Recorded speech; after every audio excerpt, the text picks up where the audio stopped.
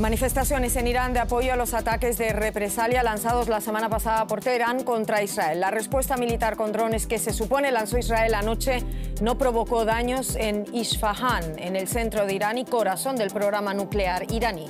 Bienvenidos a esta nueva edición de DW Noticias. Soy Ana Plasencia en Berlín.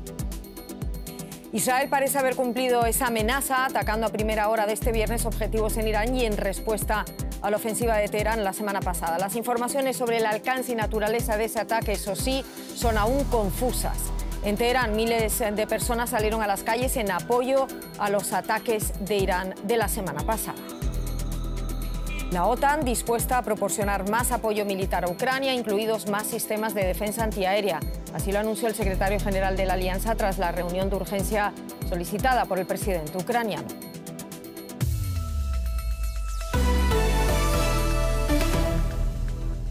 Miles de personas han protestado este viernes en la capital iraní, Teherán, para expresar su indignación por la supuesta represalia aérea israelí. Funcionarios iraníes afirman que ese ataque alcanzó una base militar cerca de la ciudad de Isfahan, en el centro del país. Funcionarios estadounidenses dicen que Israel disparó al menos un misil en represalia por ese amplio ataque iraní con cohetes, con misiles y drones el pasado fin de semana. Miles de personas salen a las calles de Teherán para enviar un mensaje a Israel. Alzan pancartas y vociferan consignas como "Abajo con Israel", pocas horas después de un ataque con misiles en suelo iraní atribuido a Israel. Estas imágenes, divulgadas en redes sociales, muestran una base militar en Isfahan que ha resultado intacta tras el ataque israelí. La zona es un importante centro de producción militar con la instalación de enriquecimiento nuclear más importante del país.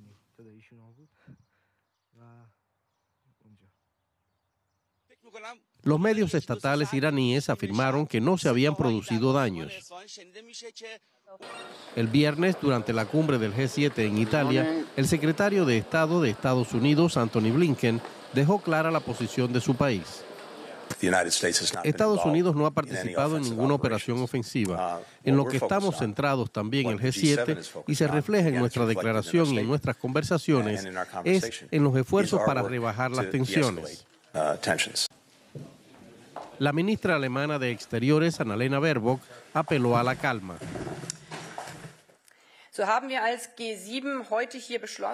Hemos resuelto hoy como G7 aplicar sanciones y medidas al régimen de Irán. A la vez es el momento de hacer todo lo posible para evitar una escalada con consecuencias impredecibles para toda una región.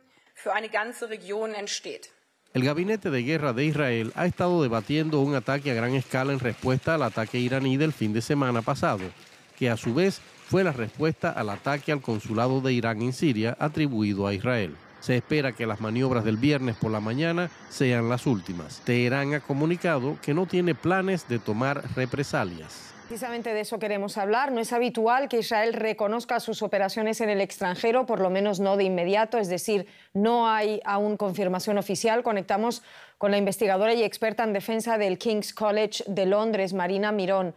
Marina, un cordial saludo. Vamos a ver, Irán dice que no fue una agresión externa, lo que apunta a que el ataque se produjo desde el interior de Irán. Tenemos más informaciones al respecto. ¿Y qué mensaje quiere lanzar Israel con esto? Buenas tardes, Ana. Pues tenemos que entender, lo que dice Irán es que se han utilizado drones bastante pequeños. Tenemos que entender que esos drones no tienen largo alcance, es decir, que sí es posible que el ataque se produjo desde el mismo territorio de Irán o quizás de Irak, o sea, países vecinos, y no necesariamente de Israel. Y Israel tampoco reconoce este ataque. Es decir, que ahora lo que estamos viendo parece un ataque que ya se produjo recientemente por Israel, aunque Israel no lo reconoce, pero supuestamente se produjo también en la misma región de Isfahan. donde se encuentra la instalación nuclear y también una base militar aérea de las fuerzas iraníes. Entonces, es de suponer que sí que se trata de una respuesta de Israel que quiere comunicar que ellos sí tienen la capacidad de alcanzar los sitios estratégicos en Irán. Una especie de advertencia, por así decirlo, de Israel. El ejército iraní, Marina, dio a entender este viernes que no va a responder al ataque que sufrió anoche y que ese ataque no provocó daños. ¿Cómo interpretas esta reacción y qué capacidad defensiva tiene Irán? Bueno, para Irán y para Israel no les conviene entrar en una guerra directa en este momento. Y yo creo que lo más sensato sería para Irán es no responder. Además, Israel no ha reconocido este ataque. Entonces, como dije antes, ya hubo ataques bastante similares, supuestamente por parte de Israel, pero nunca han sido reconocidos. Y eso es lo que intenta Israel ahora, salir de esta espiral de escalada y volver a la guerra de sombras con Irán, sin provocar una respuesta directa por parte de Irán. Pero Irán ya se está preparando y en el mismo febrero se estrenaron 2 sistemas de defensa aérea, una se llama Aman y otra Azarash, que son de medio y de alto alcance, para prepararse para una guerra potencial contra Israel. Pero como dije antes, Irán está trabajando en desarrollar sus capacidades defensivas sin querer entrar en una guerra directa. Marina Mirón, muchísimas gracias por todas estas valoraciones. Un saludo. Gracias a ustedes. Y los países árabes muestran su inquietud por esta escalada en Oriente Medio. ¿Qué papel juegan países como Egipto, Jordania o Arabia Saudita, que advierten de las consecuencias de la extensión del conflicto? Se lo preguntábamos antes de nuestro informativo al profesor e investigador del Centro de Estudios del Golfo de Qatar University, Luciano Sácara, en Doha. Egipto y Jordania han sido 2 países que tradicionalmente no han tenido muy buenas relaciones con Irán. De hecho, no hay relaciones diplomáticas con Egipto. Y con Jordania siempre ha sido muy tenso por el apoyo que le ha dado Jordania a Saddam Hussein durante la guerra que tuvo contra Irán entre 1980 y 88. Por lo tanto, son particularmente dos países que, depende de cómo se posicionen en este conflicto, van a generar mucho rechazo y mucha crítica dentro de Irán. Hubo protestas enfrente a la embajada de Jordania en Teherán el otro día cuando se conoció que la Fuerza Aérea Jordana derribó algunos de los misiles iraníes, pero el ejército jordano dejó claro, el Ministerio de Asuntos Exteriores jordano dejó claro que vinieran de donde vinieran, de Irán o de Israel, misiles y pasaran por encima de su territorio, ellos iban a hacer lo mismo, que lo iban a derribar, porque no era que lo hacían por Israel, sino para defender su propio territorio. Lo que hay que tener en cuenta es que estos 3 países, incluso Arabia Saudí, no quieren una escalada, principalmente Jordania y Egipto, porque tienen relaciones diplomáticas y reconocen a Israel, cosa que Irán no hace. Y Arabia Saudí estaba en un proceso para continuar lo que es los acuerdos de Abraham. Pero hay que tener en cuenta que desde que en el 2020 empezaron estos acuerdos y Emiratos y Bahrein reconocieron a Israel, esto no impidió que Irán mejorara sus relaciones o normalizara sus relaciones con Emiratos, y tampoco que normalizara sus relaciones con Arabia Saudí. Por lo tanto, estas 2 tendencias de normalización entre países árabes e Israel se hizo simultáneamente con la normalización de Irán con los países del Golfo. Por lo tanto, es posible decir que esta guerra ha desarmado todo ese entramado de normalizaciones que se estaban dando. Las noticias sobre esas explosiones en Irán llegaron justo cuando los ministros de Exteriores del G7 celebraban el último día de su cumbre en la isla italiana de Capri. Los jefes de la diplomacia de las 7 principales naciones industrializadas del mundo advirtieron sobre nuevas sanciones contra Irán. Además, piden contención a ambas partes para evitar una escalada del conflicto.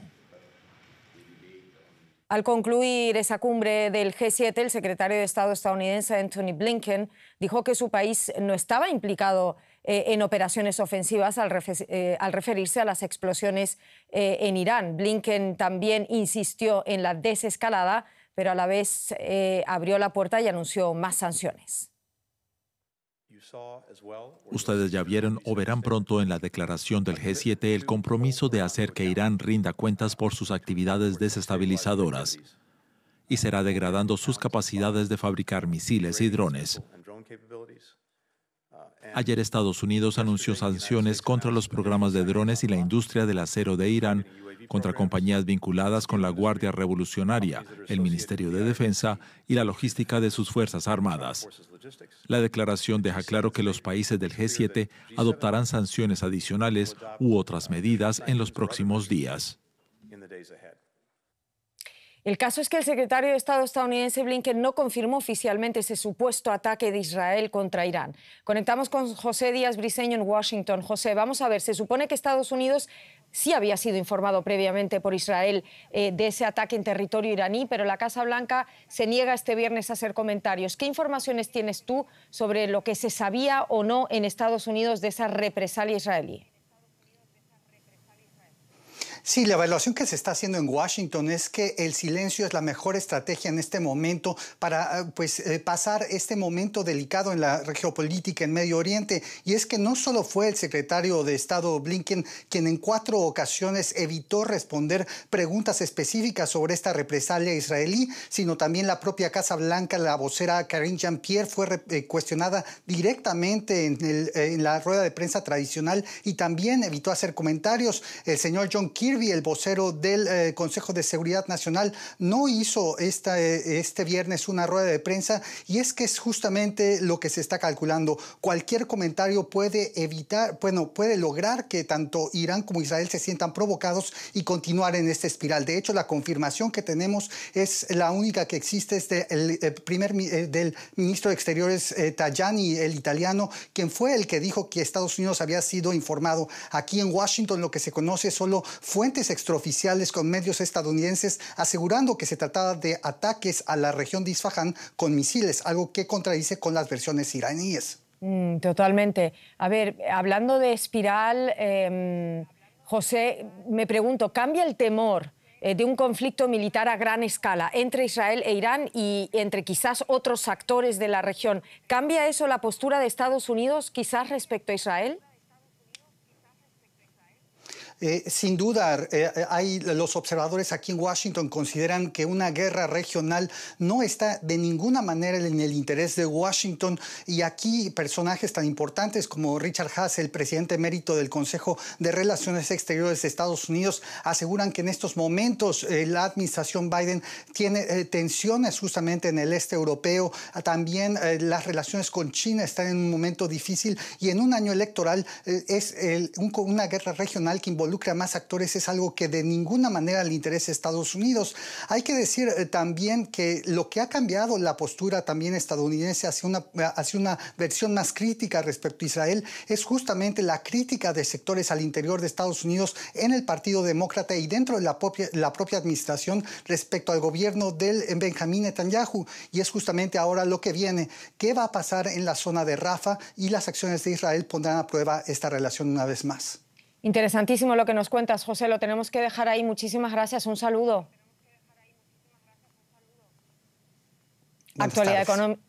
Actualidad económica con Paco. Gracias, Ana. Noticias optimistas las que nos llegan desde Venezuela. Este país ha vivido años muy duros, marcados por la inflación, la pobreza, la violencia y el aislamiento internacional. Sin embargo, la situación económica del país caribeño parece mejorar. Atrás han quedado los tiempos de estanterías vacías. Quien tiene dinero puede ahora consumir, sobre todo si tiene dólares. El presidente Nicolás Maduro aceptó el dólar estadounidense como moneda no oficial. Esta decisión ha tenido, al parecer, un efecto positivo en la economía. La inflación ha disminuido. Algunos venezolanos que habían abandonado el país por necesidad han regresado, y algunos barrios destacan no ya por su pobreza, sino por su nivel de consumo. Y este viernes es el segundo día en Ecuador con la jornada laboral y escolar suspendida por los apagones programados. Unos cortes de suministro eléctrico que han llegado a durar hasta 13 horas en algunas partes del país durante el día de ayer. Los embalses de las centrales hidroeléctricas tienen déficits históricos por la sequía, la peor en décadas. Además, la vecina Colombia también afronta una crisis hídrica y detuvo las exportaciones de energía a Ecuador.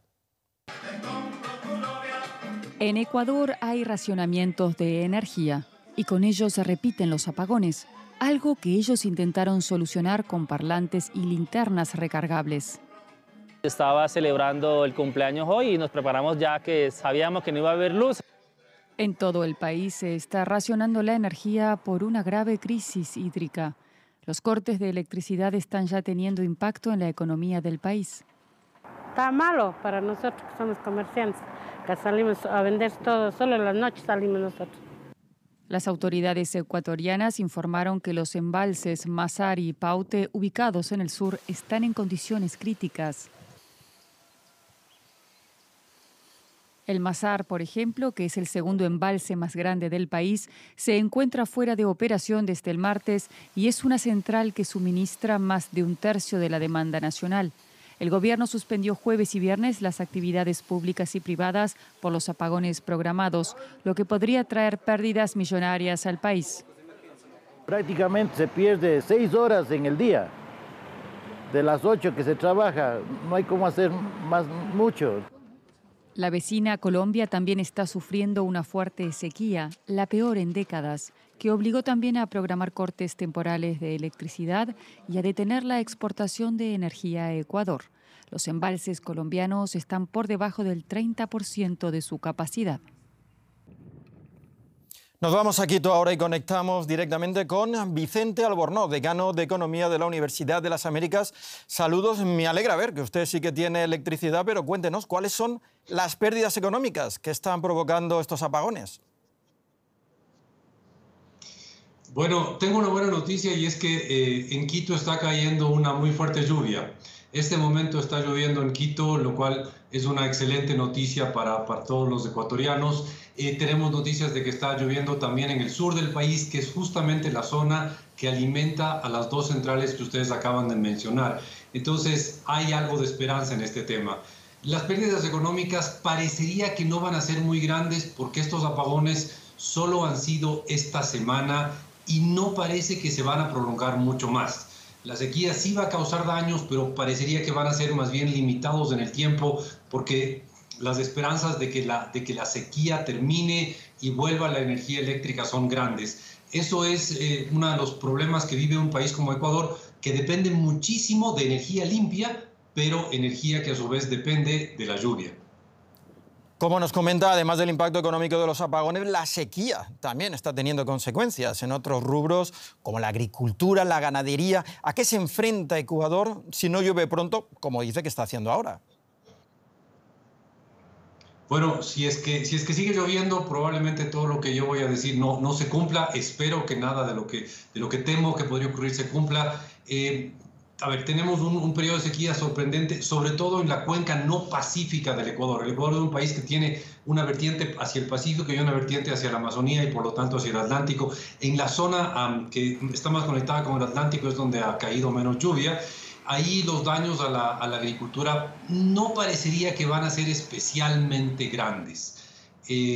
No parecería que vamos a tener un año agrícolamente muy malo y sobre todo la producción exportable de Ecuador y mucho la producción para el consumo interno se da en zonas que están más conectadas con la vertiente pacífica. Así que en estos aspectos quisiera ser cautelosamente optimista, esperaría que las pérdidas no sean especialmente graves.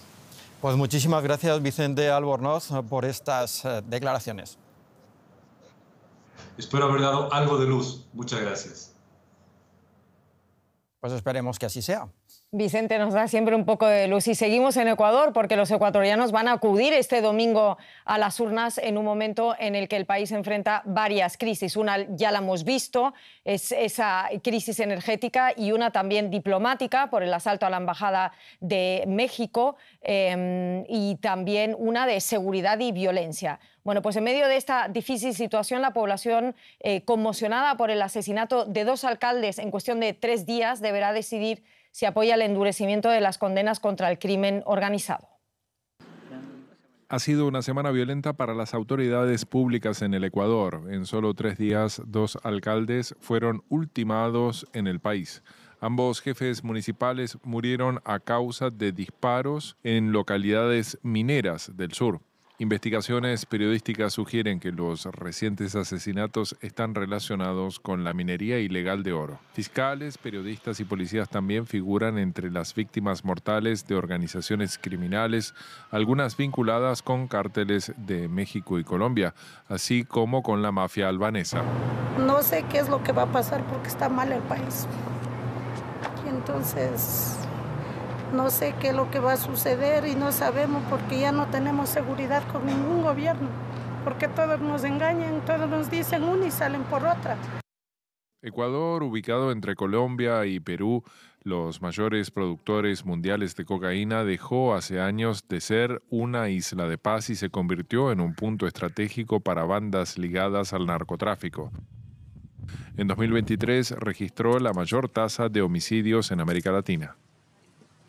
En medio de esta ola de violencia, el presidente Daniel Noboa declaró la existencia de un conflicto armado interno en enero y ordenó al ejército restablecer el orden en las calles. Además, el mandatario impulsó el referéndum de este domingo, donde espera obtener el apoyo para endurecer las leyes contra las bandas criminales. Es momento de reflexión. Estos días son momentos de reflexión y son momentos de decisiones muy duras. Son momentos que van a marcar un antes y un después de la historia nacional. Y nosotros, como ecuatorianos, tenemos el deber cívico y también el deber moral de tomar la decisión correcta. Noboa propone aumentar las penas para delitos como terrorismo y narcotráfico y que los militares den apoyo complementario a policías. Pero más allá de los temas relativos a la seguridad, la consulta popular también entra en otros tópicos como la flexibilidad laboral. El referéndum es interpretado por muchos analistas como una especie de trampolín electoral con el que Noboa busca no solo combatir la crisis de seguridad, sino también fortalecerse de cara a la elección presidencial en febrero de 2025. 13 colombianos que pagaban penas de cárcel en Ecuador fueron repatriados y trasladados a una penitenciaría en la fronteriza ciudad de Ipiales este jueves. Se trata de una medida para aliviar el hacinamiento en las prisiones ecuatorianas, convertidas en epicentro de la ola de violencia narco en el país. Los numerosos motines carcelarios de los últimos años han profundizado la crisis de inseguridad. En enero, el presidente Daniel Noboa anunció la expulsión de unos 1.500 colombianos que purgaban penas de prisión y aunque el gobierno de Colombia rechazó la medida en un principio, luego accedió a evaluar caso por caso. Se ha celebrado hoy el primer día de elecciones en la democracia más poblada del mundo. Nos referimos a la India, que acude a partir de este viernes a las urnas. La votación se centra en lo que es conocido como Lok Sabha, la Cámara Baja del Parlamento, y va a ser larguísima esa votación porque se va a extender hasta el 1 de julio. Y es que cerca de 1.000 millones de votantes están convocados a depositar sus papeletas en 7 fases. Los comicios se celebran de esta forma para dar tiempo a todos esos funcionarios electorales a desplazarse por las diferentes regiones del país. El primer ministro Narendra Modi busca la reelección para un tercer mandato. Las encuestas sugieren que el nacionalista Partido Popular Indio y Modi lograrán otra vez una abrumadora victoria. Aunque es idolatrado por sus seguidores, algunos indios afirman que políticas de Modi alimentan la intolerancia y amenazan las raíces seculares de la India. Un líder debe tener autoridad. Halagos. Es el ícono del siglo. Admiración. Es una celebridad no solo para los indios, sino para todo el mundo. Y aplausos para el primer ministro de la India, Narendra Modi, en un mitin celebrado en la ciudad sagrada de Rishikesh. Imágenes que dicen mucho sobre la popularidad de un hombre que promete a la India un ascenso sin precedentes. Modi se ha convertido en el líder indio más popular en décadas gracias al nacionalismo hindú o hindutva, una ideología que sostiene que India es solo para los hindúes. El primer ministro arrancó su campaña para la reelección en enero cumpliendo una de sus mayores promesas, la construcción de un gran templo en la ciudad norteña de Ayodhya.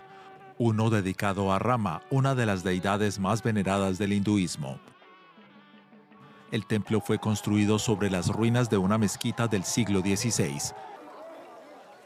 El sitio fue durante años objeto de disputa entre hindús y musulmanes hasta que la Corte Suprema se lo atribuyó a los primeros en 2019. Rama es la fe de India, su fundamento.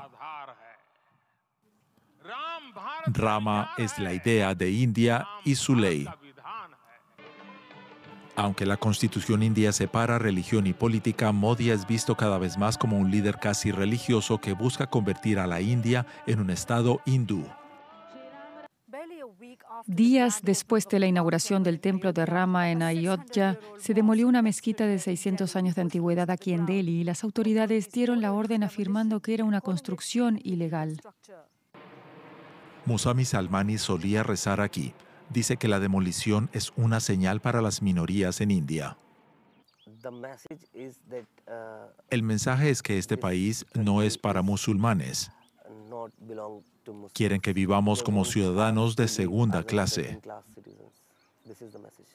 Pero la percepción fuera de India es muy diferente. A nivel internacional, Modi es visto como un defensor de valores democráticos. El año pasado, el Congreso de Estados Unidos lo recibió con una ovación. Después fue agasajado con una cena de honor. Un brindis por nuestros lazos, por nuestros pueblos, por las posibilidades que hay entre nosotros, dos grandes amigos, dos grandes naciones y dos grandes potencias. Salud. Las democracias occidentales en general han tendido la alfombra roja. Modi representa a la economía que más crece en el mundo y tiene un enorme potencial para inversiones extranjeras, además de ser un importante contrapeso a China.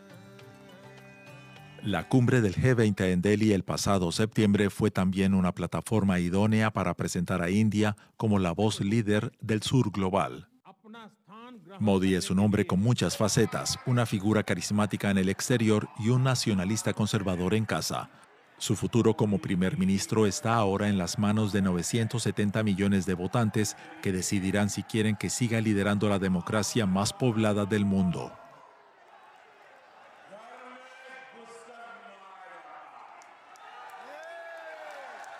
Bueno, veremos qué traen esas elecciones. De momento esto es todo. En nombre de todo el equipo de DW Televisión, muchísimas gracias por estar ahí. No solo de televisión, sino de todo DW en español, que también tenemos redes sociales y mucho más. Gracias por estar ahí. ¡Feliz viernes!